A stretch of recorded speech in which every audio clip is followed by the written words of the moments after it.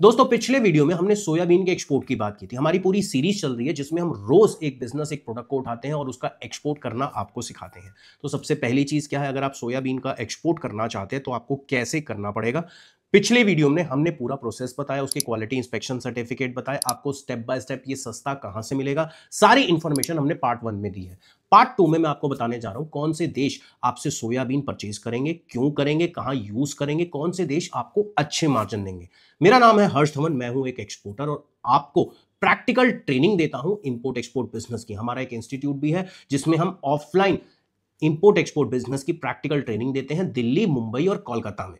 तो स्क्रीन पे जो नंबर आ रहा है, अगर आप ऑफलाइन ट्रेनिंग लेना चाहते हैं जिसमें हम पोर्ट विजिट भी कराते हैं, पोर्ट के अंदर एक्सपर्ट्स द्वारा आपको पूरा शिपिंग प्रोसेस और प्रोसीजर सिखाया जाता है। तो अगर आप प्रैक्टिकली ट्रेनिंग लेना चाहते हैं, ऑफलाइन ट्रेनिंग लेना चाहते हैं, तो स्क्रीन पे जो नंबर आ रहा है 9319001248 8130880568, इस नंबर पे कॉल करके आज ही रजिस्ट्रेशन कराएं। और अगर आप घर बैठे बैठे ऑनलाइन लाइव सेशंस लेना चाहते हैं, इंपोर्ट एक्सपोर्ट बिजनेस लाइव सीखना चाहते हैं, तो इस नंबर पे कॉल करिए और लाइव मैं आपके सामने खुद बैठूंगा, सामने बैठ के आपको सिखाऊंगा इंपोर्ट एक्सपोर्ट बिजनेस कैसे किया जाता है। शुरुआत करते हैं, कौन से देश आपसे माल परचेज करेंगे। सबसे पहले चाइना। भाई टारगेट करो चाइना को। चाइना बहुत बड़ा इंपोर्टर है सोयाबीन का, सोयाबीन ऑयल का। एनिमल फीड के लिए सबसे ज्यादा यूज करता है। टोफू सबसे ज्यादा बेचो चाइना को। सोया मिल्क सबसे ज्यादा बेचो चाइना को, अगर मोटे पैसे कमाना चाहते हो। बहुत से लोगों को यही नहीं पता भाई, लोगों को लगता है चाइना तो सिर्फ एक्सपोर्ट करता है। भाई उनके यहाँ सारे के सारे प्रोडक्ट कैसे अवेलेबल हो सकते हैं, मुझे ये बताओ। इसीलिए जब लोगों को नॉलेज नहीं होती वो गलतियां करते हैं और लॉस करते हैं। तो इसीलिए हम आपको सिखाएंगे आपको बिजनेस में प्रॉफिट कैसे करना है, गलतियां नहीं करनी। मेहनत का पैसा इन्वेस्टमेंट करना है ना, टाइम इन्वेस्ट करना है ना, तो फिर क्यों। समझे? आइए सीखिए, समझिए, आसान भाषा में सरल तरीके से, और अपने खुद का इंपोर्ट एक्सपोर्ट बिजनेस शुरू करिए। फिर इसके बाद बात करते हैं यूरोपियन यूनियन की। अगर मैं यूरोप की बात करूं तो एनिमल फीड के लिए ये आपसे सोयाबीन लेगा। अब ये क्या करते हैं, सोया प्रोटीन का बहुत इस्तेमाल करते हैं, तो सोया प्रोटीन भी आप इनको अच्छा खासा बेच सकते हैं। मैक्सिको को टारगेट करिए। मैक्सिको सबसे ज्यादा पोल्ट्री के लिए और लाइफ स्टॉक फीड के लिए सबसे ज्यादा सोयाबीन यूज करता है और अपने फूड प्रोडक्ट्स के लिए सोया ऑयल यूज करता है। उसके बाद पहुंच जाइए अर्जेंटीना।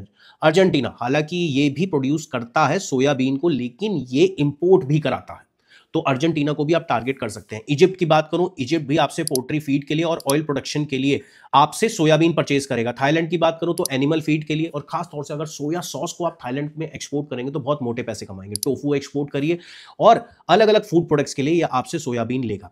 जापान की बात करूं तो यहां पर ट्रेडिशनल फूड बहुत तरीके का होता है, तो टोफू के लिए, सोया सॉस के लिए और सोया बेस्ड बेवरेजेस बहुत ज्यादा यूज किए जाते हैं, तो ये आपसे सोयाबीन परचेज करेगा। इंडोनेशिया की बात करूं तो ये भी आपसे टोफू के लिए, सोया सॉस के लिए, सोयाबीन ऑयल के लिए और एनिमल फीड के लिए सोयाबीन परचेज करेगा। टर्की की बात करूं तो टर्की आपसे पोल्ट्री और लाइफ स्टॉक फीड के लिए सोयाबीन परचेज करेगा। साउथ कोरिया की बात करूं तो सोयाबीन पेस्ट को भी आप एक्सपोर्ट कर सकते हैं। सोया सॉस और टोफू या किसी भी प्रोडक्ट को आप एक्सपोर्ट कर सकते हैं। बहुत अच्छी खासी डिमांड है, घबराने की कोई जरूरत नहीं है भाई। इसके बाद बात करते हैं, अगर हमें सोयाबीन एक्सपोर्ट करना है तो उसकी पैकेजिंग कैसे करनी है। जूट बैग्स में या पॉलीप्रोपाइलिन बैग्स की आप पैकेजिंग करके आप इसमें एक्सपोर्ट कर सकते हैं। बल्क शिपमेंट सबसे ज्यादा चाहती हैं इसके अंदर, तो इसीलिए बल्क शिपमेंट के लिए प्रिपेयर रहिए। 12 महीने का काम है, अच्छा खासा पैसा कमाएंगे इसके अंदर। एचएस कोड की बात करूं तो 1201 इसका एचएस कोड है। तो अगर मैं एक्सपोर्ट प्रमोशन काउंसिल की बात करूं तो अपीडा इसकी एक्सपोर्ट प्रमोशन काउंसिल है, जिसकी आपको मेंबरशिप लेनी पड़ेगी। अब बात करते हैं कि भाई इसमें अगर मैं काम करूंगा तो मुझे क्या क्या रिस्क हो सकते हैं, क्या क्या चैलेंजेस फेस करने पड़ेंगे। देखिए, सबसे पहले क्वालिटी स्टैंडर्ड आपको मेंटेन करना पड़ेगा। दूसरी चीज, लॉजिस्टिक में हैंडलिंग आपको मेंटेन करनी पड़ेगी, पैकेजिंग की पूरी नॉलेज होनी चाहिए। और तीसरी चीज, इसमें मार्केट में कंपटीशन बहुत ज्यादा नहीं है। कारण क्या है, क्योंकि 3 ही स्टेट हैं जो प्रोड्यूस करते हैं, लेकिन सॉर्टिंग ग्रेडिंग का आपको ध्यान रखना पड़ेगा। उसी के साथ साथ अगर आप कोई ऐसा बिजनेस चाहते हैं जिसमें बल्क ऑर्डर आते रहे और रेगुलर काम होता रहे, तो ये प्रोडक्ट बेस्ट है, क्योंकि धीरे धीरे करके आपको बल्क ऑर्डर आने शुरू हो जाएंगे। तो मेंटली पहले से ही आपको प्रिपेयर रहना है कि आप स्मॉल स्केल से काम शुरू तो कर सकते हैं, लेकिन आने वाले समय में इसके आपको बल्क ऑर्डर मिलेंगे। तो दोस्तों, ये एक छोटी सी इंफॉर्मेशन थी सोयाबीन के एक्सपोर्ट पे। खुश रहिए, हेल्दी रहिए। आने वाले वीडियो में और भी प्रोडक्ट के बारे में बताऊंगा, इंपोर्ट एक्सपोर्ट के बारे में बताऊंगा। तब तक के लिए जय हिंद।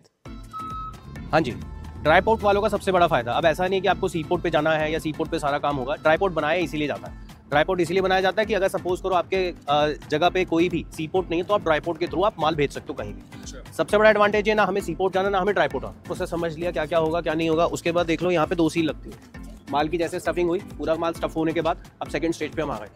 क्लोज करेंगे डोर को, एक शिपर सील होगी, एक कस्टम की सील होगी। शिपर सील आपका CHA लगा देगा, कस्टम सील कस्टम लगा देगी। यहाँ पे आपका जो माल है पूरा लॉक हो गया। नहीं, ऐसा कुछ नहीं। एक चीज है, हम यहाँ पोर्ट के अंदर खड़े हैं, कोई भी बंदा आ सकता है, दूर दूर तक देख लो, कोई कबूतर भी नजर नहीं आएगा। अब इमेजिन करो जब कबूतर नहीं आ सकता तो बंदा कैसे आएगा?